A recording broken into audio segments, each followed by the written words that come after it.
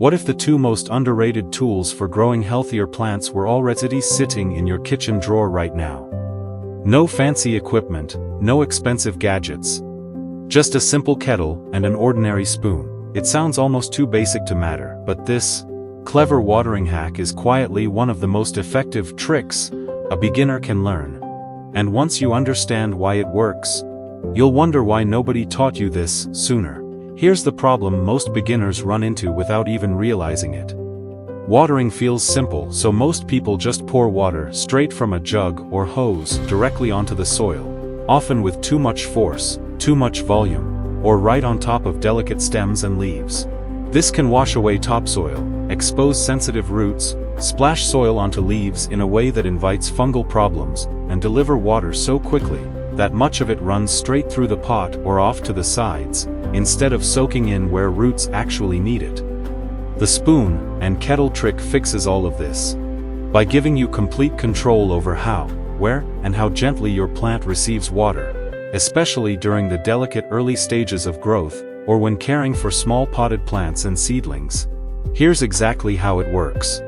A kettle, the same kind you'd use to boil water for tea, has a narrow spout that naturally slows and directs the flow of water into a thin, controlled stream rather than a heavy splash. Fill your kettle with room temperature water and use the spout to pour slowly and directly at the base of your plant, right where the soil meets the stem, rather than over the leaves. This targeted approach means water goes exactly where roots need it, without disturbing the surrounding soil or splashing onto foliage. The spoon comes in for an even more delicate touch, particularly useful for seedlings, tiny cuttings, or plants in very small pots, where even a gentle kettle pour might be too much. By using a spoon to carefully deposit small amounts of water directly onto the soil surface near the base of a seedling, beginners can avoid the common mistake of overwhelming young, fragile root systems that haven't yet developed the strength to handle a heavier watering approach. This might sound like a small, almost silly adjustment, but the impact on plant health is genuinely significant, especially for beginners who are just learning to read what their plants need. Before we go further into the details of this watering method, let's talk about light and temperature, because even the gentlest watering technique can't compensate for the wrong environment.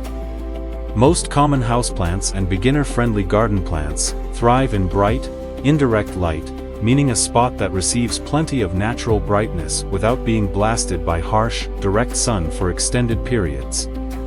If your plant's stems look pale, thin, or unnaturally stretched toward a window, it's asking for more light. If leaves appear scorched or crispy at the edges, that usually points to too much direct sun exposure. Outdoor gardeners should remember that different plants have different sunlight needs entirely, with fruiting vegetables generally craving full sun, leafy greens tolerating partial shade, and shade-loving plants like ferns struggling under intense afternoon rays. Temperature is just as important, particularly for young seedlings and delicate cuttings, that this watering method is especially well suited for. Most houseplants and popular garden favorites thrive in a range between 65 and 80 degrees Fahrenheit during the day, with a slightly cooler dip at night mirroring natural outdoor conditions.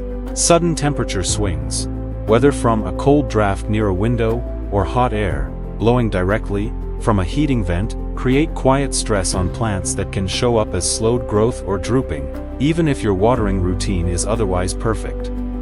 Keeping your plants in a stable, comfortable environment allows techniques like the spoon and kettle trick to work at their absolute best, because roots absorb moisture far more efficiently when soil temperature stays consistent, rather than fluctuating dramatically.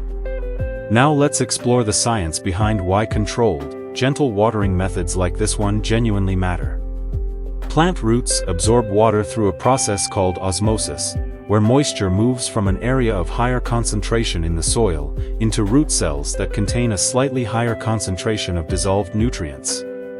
When water is delivered too forcefully or unevenly, it can disturb the delicate soil structure surrounding young roots, sometimes exposing them to air or compacting the soil in ways that make future water absorption less efficient. Research in plant physiology has shown that seedlings and young plants are particularly vulnerable during their early root development stages, since their root hairs, the microscopic structures responsible for absorbing water and nutrients, are extremely fragile and can be damaged by forceful watering or sudden temperature shocks from cold tap water.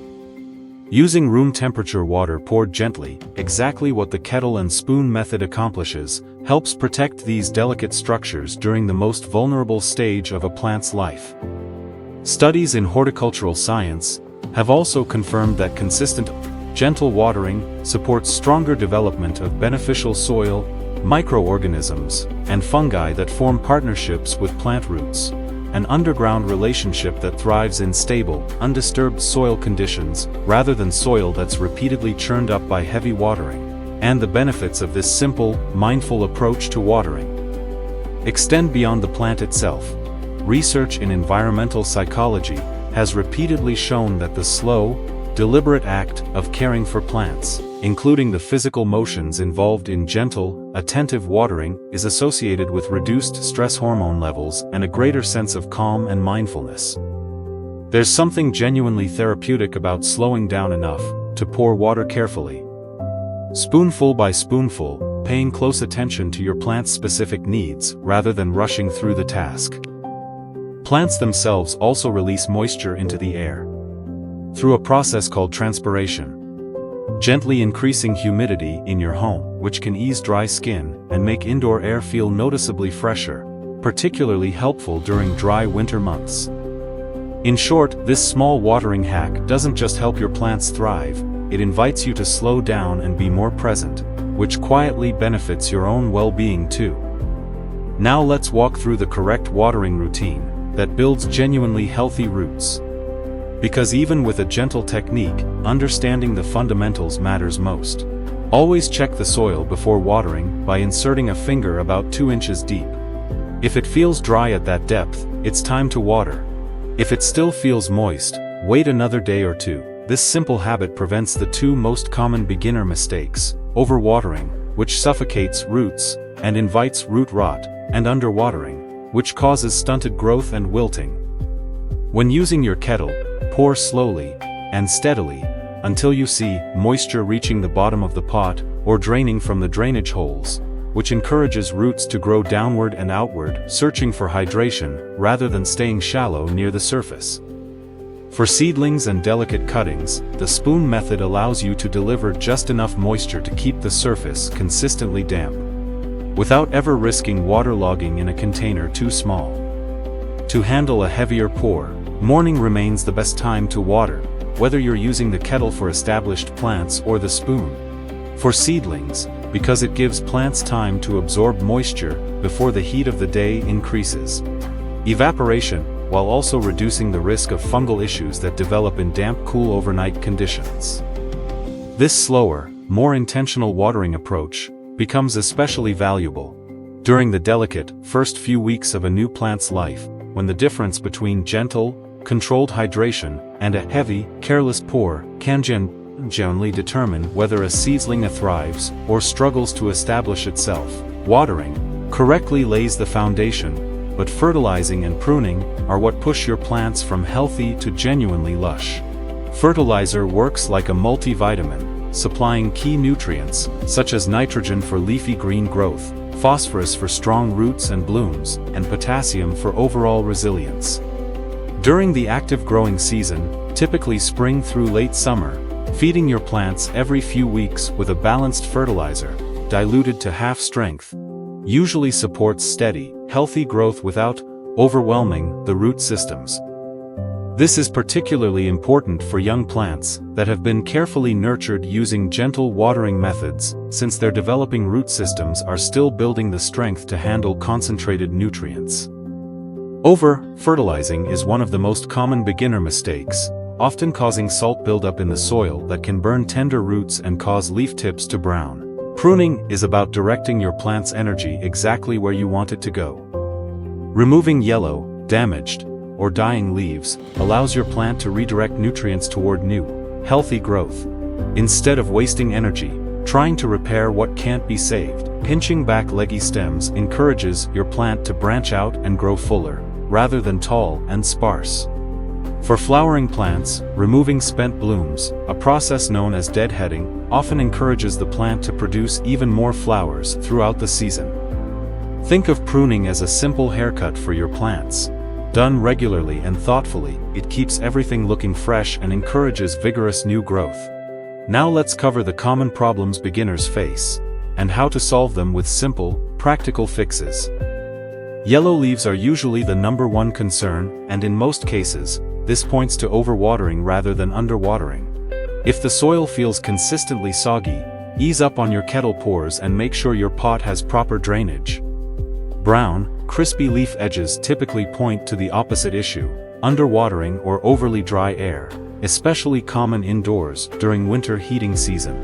Seedlings that seem to topple over or fail to establish, a condition often called damping off, frequently caused by watering that's too heavy or too forceful for their fragile stems. Which is exactly the problem the spoon method is designed to solve. Switching to careful, spoon-fed watering for the first few weeks after germination can dramatically improve seedling survival rates. Wilting can be confusing because it happens with both too much and too little water, so always check soil moisture before reacting. If it's wet and wilting, you're likely dealing with root rot, requiring removal from the pot, trimming away mushy roots, and repotting in fresh, well-draining soil. If it's dry and wilting, a slow, gentle kettle watering session will usually help it recover within a day. Pests like fungus gnats and spider mites often appear when plants are stressed from inconsistent watering or poor air circulation, and wiping leaves down gently with a damp cloth, ensuring good airflow, and using a mild insecticidal soap if needed, can resolve most issues quickly. The encouraging truth is that nearly every common plant problem beginners encounter traces back to the same fundamental issue we've discussed throughout this guide. Watering that's either too heavy, too inconsistent, or poorly targeted. Fix that one habit using something as simple as a kitchen kettle and a spoon, and most other issues either disappear completely or become far easier to manage. The spoon and kettle trick isn't about complicated technique or expensive tools. It's about understanding that gentle, controlled, intentional watering protects delicate roots, supports healthy soil structure, and gives your plants the best possible foundation to thrive. Pair this simple hack with the right light, stable temperatures, thoughtful feeding, and attentive pruning, and you'll find that even the most delicate seedlings and cuttings grow into strong, healthy, lush plants that reward your patience with vibrant, lasting growth. If you love learning about seasonal, flowering plants, vegetables, gardening tips, and nature care, don't forget to like, share, and subscribe to Nature Nurture Hub, your home for year-round garden inspiration. Let's keep growing together.